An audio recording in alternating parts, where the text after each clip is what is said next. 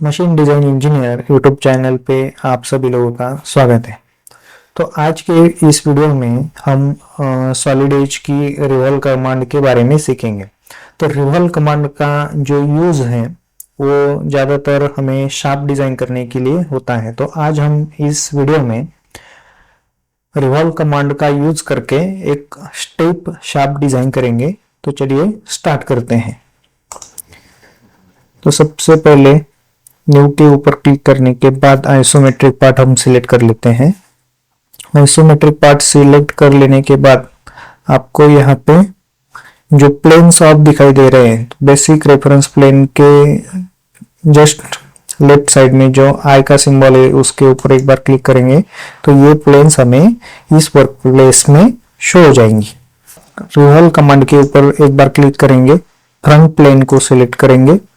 Front plane को select करने के बाद यहाँ पे हमें स्केच एनवायरनमेंट दिखाई दे रहा है। तो इस स्केच एनवायरनमेंट में हमें जो स्टेप शार्प बनाना है उसका हाफ स्केच हमें यहाँ पे क्रिएट करना है। तो चलिए यहाँ पे हम कुछ इस तरीके का स्केच यहाँ पे क्रिएट करते हैं।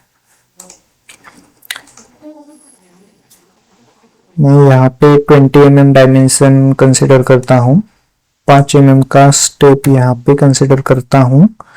उसके बाद मैं इस लाइन को पकड़ के मैं थोड़ा नीचे की ओर खींचता हूँ। आप देख सकते हो कि यहाँ पे जो हॉरिजॉन्टल कंस्ट्रेंट यहाँ पे क्रिएट हो चुका है, यहाँ पे वर्टिकल कंस्ट्रेंट क्रिएट हो चुका है। और इस तरफ भी आप देख सकते हो कि हॉरिजॉन्टल वर्टिकल और वर्टिकल रिलेशन यहाँ पे क्रिएट हो चुका है। तो आप देख सकते हो कि यहाँ पे 20 mm का डायमेंशन जहाँ पे है तो वहाँ पे लाइन हमें ब्लैक दिखाई दे रही है। तो ये जो लेंथ है स्टेप का, जो हम स्टेप शार्प डिजाइन कर रहे हैं, तो ये स्टेप की लेंथ में 30 mm कंसिडर करता हूँ। तो आप देख सकते हो कि यहाँ तक अभी स्केच ब्लैक हमें दिखाई दे रहा है। ब्लैक जो दिखाई दे रहा है इसका मतलब ये है कि स्केच यहाँ तक फुल्ली डिफाइन हो चुका है। तो अभी हम क्या करेंगे कि जब हम स्केच क्रिएट करते हैं तो बेसिक रूल क्या है कि minimum dimension and maximum sketch constraint हमें यूज करना है। तो स्केच कंस्ट्रेंट क्या है कि आप देख सकते हो यहाँ पे कोइंसिडेंट है, हॉरिजॉन्टल वर्टिकल है, टेंजेंट है, पैरेलल है, इक्वल है। तो अब हम इक्वल को सिलेक्ट करते हैं। तो इस 30 mm की जो डायमेंशन की जो लाइन है उसके ऊपर एक बार क्लिक करेंगे और इस तरफ अगर हमें सेम डायमेंशन इस साइड भी चाहिए तो हम इक्वल कंस्ट्रेंट का यूज करेंगे। तो एक बार मैं यहाँ पे क्लिक करता हूँ तो आप देख सकते हो कि इक्वल कंस्ट्रेंट यहाँ पे क्रिएट हो चुका है। तो उसके बाद में मैं 20 mm के लाइन के ऊपर एक बार क्लिक करने के बाद इस तरफ क्लिक करता हूँ तो आप देख सकते हैं कि इस तरफ भी इक्वल रिलेशन क्रिएट हो चुका है। तो इस वाले लाइन को भी मैं इक्वल करके कंस्ट्रेंट कर लेता हूं।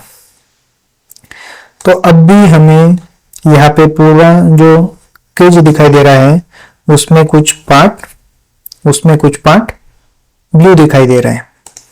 तो यहाँ पे मैं 300 mm का डायमेंशन यहाँ पे ले लेता हूं। तो जो हमें शार्प बनाना है उसका हाफ सेक्शन का स्केच हमने यहाँ पे क्रिएट कर लिया है। इसके बाद यस पे क्लिक करेंगे, स्केच के ऊपर क्लिक करेंगे।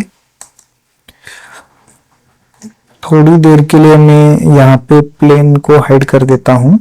उसके बाद में रिवॉल्व कमांड के ऊपर एक बार क्लिक करेंगे, स्केच के ऊपर एक बार क्लिक करेंगे, माउस का राइट बटन प्रेस करेंगे और जो एक्सिस हमें रोटेशन के लिए चाहिए उसके ऊपर एक बार क्लिक करेंगे। तो आप देख सकते हो कि यहाँ पे स्टेप शार्प क्रिएट हो चुका है।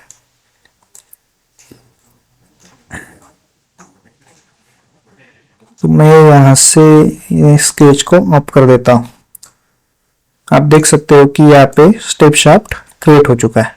तो अगर हमें इस शाफ्ट को एडिट करना है तो मैं यहाँ से इसके डायमेंशन एडिट कर सकता हूँ कि चलो मुझे यहाँ पे 50 mm डायमेंशन चाहिए। तो ये देखो यहाँ पे आप देख सकते हो कि 50 mm डायमेंशन बोथ साइड अभी एप्लीकेबल हो चुका है क्योंकि हमने यहाँ पे इक्वल कंस्ट्रेंट का यूज किया है। अगर मुझे दोनों साइड का स्टेप का डायमेंशन अलग अलग चाहिए तो यहाँ से इसका इक्वल कंस्ट्रेंट हम डिलीट कर देंगे और इस तरफ भी हम स्मार्ट डायमेंशन की हेल्प लेके यहाँ पे एक अलग डायमेंशन सेट कर सकते हैं। तो आप देख सकते हो यहाँ पे अगर मैं यहाँ पे यस के ऊपर क्लिक करता हूं तो इस तरफ स्टेप है अभी 80 mm का हमें दिखाई दे रहा है। तो ये था रिवॉल्व कमांड। रिवॉल्व कमांड की हेल्प से हम शार्प डिजाइन कर सकते हैं या इसके अंदर रिवॉल्व कट भी हम रिवॉल्व कमांड के थ्रू ही कर सकते हैं। आपने अभी तक मशीन डिजाइन इंजीनियर चैनल को सब्सक्राइब नहीं किया है तो चैनल को सब्सक्राइब कीजिए, लाइक कीजिए और नोटिफिकेशन का जो बेल आइकॉन है उसको ऑल पे सेट कीजिए।